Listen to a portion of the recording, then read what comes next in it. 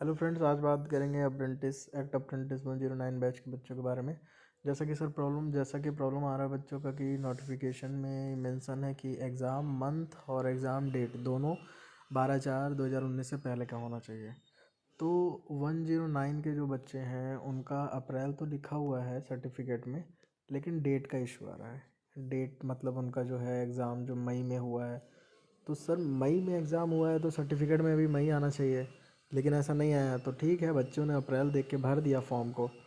तो सर ये 108 के जो बच्चे हैं उनका जो भी एग्ज़ाम हुआ है, वो जो भी एग्ज़ाम हुआ है वो दिसंबर में हुआ है, उनका दिसंबर लिख के आया। 1010 के बच्चों का सितंबर में हुआ तो सितंबर लिख के आया। तो उसी हिसाब से सर 109 का जो बैच है उसका जो एग्ज़ाम है वो मई में अगर होता है तो मई लिख के आना चाहिए। बच्चे फॉर्म ही नहीं भरे होते। लेकिन अगर आपने अप्रैल लिखा हुआ है तो अप्रैल देख के बच्चों ने फॉर्म भर दिया। और सर जो डेट का इशू आ रहा है, सर ये बताइए कि एग्ज़ाम जो भी ट्रेनिंग होता है तो ट्रेनिंग के बाद ही तो एग्ज़ाम होता है। अगर कोई बच्चा दिसंबर में या जनवरी में या फरवरी में ट्रेनिंग करके बैठा हुआ है, सर वो यही सोचेगा ना कि मेरा जो एग्ज़ाम है वो अगले 2-4 दिन 10 दिन के अंदर हो जाएगा। सर वो एग्ज़ाम किसी का 6 महीने बाद अगर होता है या किसी का साल भर के बाद होता है तो सर उसका रिस्पॉन्सिबिलिटी बच्चे का तो नहीं होगा सर। तो सर इसके वजह से सर लेट हो सकता है। क्योंकि सर जब हम लोग आईटीआई में एडमिशन लेते हैं तो जैसे जुलाई से सन 1 साल, फिर जुलाई से जुलाई अगले 2 साल का होता है। तो जुलाई में तो एग्ज़ाम होता नहीं है, जुलाई एग्ज़ाम तो होता है सितंबर वगैरह में या अक्टूबर में या अगस्त में हो सकता है। उसका रिज़ल्ट जो है वो भी लेट में आता है सर। तो ऐसा थोड़ी ना है कि अगर दिसंबर तक रिज़ल्ट आया तो हम लोग उसको 2 साल 6 महीना मानेंगे। सर मानते तो 2 ही साल का ट्रेनिंग है ना सर उसको। तो सर उसी तरीके से सर ये 1 साल का ट्रेनिंग है तो हम लोग का सर ट्रेनिंग कंसिडर करिए ना सर। और अगर सर आप डेट लेते हैं तो ये बताइए कि सर 5,000 कम से कम बच्चे होंगे सर जो इस तरीके के परेशानी से जूझ रहे हैं। सर 5,000 बच्चों से गलती नहीं हो सकता है।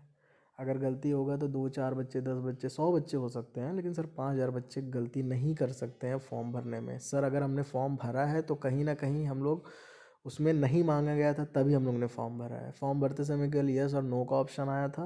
अगर नंबर डालने के लिए देता तो भी बच्चे नहीं भर पाते, क्योंकि एग्ज़ाम नहीं हुआ था आपके हिसाब से, या हमारे हिसाब से भी एग्ज़ाम नहीं हुआ था।